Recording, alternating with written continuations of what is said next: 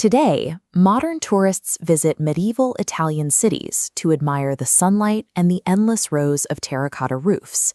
But hidden within that romantic skyline are windowless, monolithic pillars of dark brick and stone. Individual noble families built these structures as private, heavily armed military fortresses. The Torre dell'Olio in Spoleto is a surviving relic of this era, a 45-meter stone bunker integrated directly into a residential block. A family living in a peaceful Italian town would only go to the expense of a defensive tower this massive if they feared for their lives within their own city walls.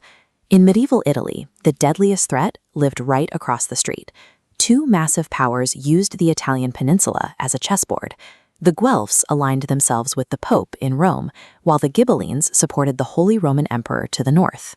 Families carved these political loyalties directly into the architecture of their homes, signaling their allegiance to the entire city. Supporters of the emperor topped their defensive walls with Ghibelline battlements, recognizable by their V-shaped swallow-tailed merlins. Guelph families used the opposite design, flat rectangular, square-topped battlements that signaled loyalty to the papacy.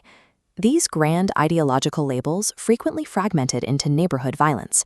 In Florence, the Guelphs split into the whites and blacks, fighting street battles over local insults and personal vendettas.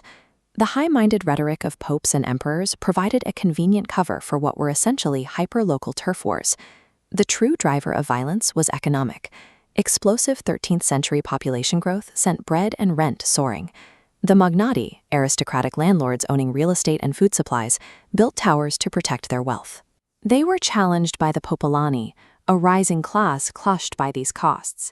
Cities like Florence required nearly 100 tons of wheat every single day. Because the countryside could not keep up with demand, survival became a zero-sum game.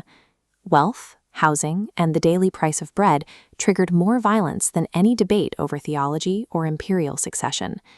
When the working class rioted over these conditions, the aristocratic landlords retreated into their private stone silos. Towers were built for internal security. Defenders concealed themselves off by removing the internal wooden ladders, making it impossible to breach the upper floors. The Torre dell'Olio earned its name from the defensive practice of dropping boiling oil, pitch, and heavy stones onto anyone attempting to storm the entrance. The Popolani eventually fought back through the legal system. In Florence, they passed the Ordinamenti di Giustizia, stripping tower-owning families of their political rights and banning them from government. These towers stood as physical symbols of inequality, weaponized real estate used to dominate and suppress the people living beneath them. By the mid-14th century, constant warfare, massive debts, and a series of bank failures pushed medieval Italian society to the edge of collapse. The era of the Tower Wars only ended in 1348 with the arrival of the Black Death. The plague functioned as a brutal economic reset. The sudden loss of half the population crashed rent prices and ended the scarcity of food, making the defensive towers obsolete overnight. Today, these surviving fortresses blend into the background of tourist photos, looking like harmless pieces of history. But a medieval skyline is actually a fossilized warzone.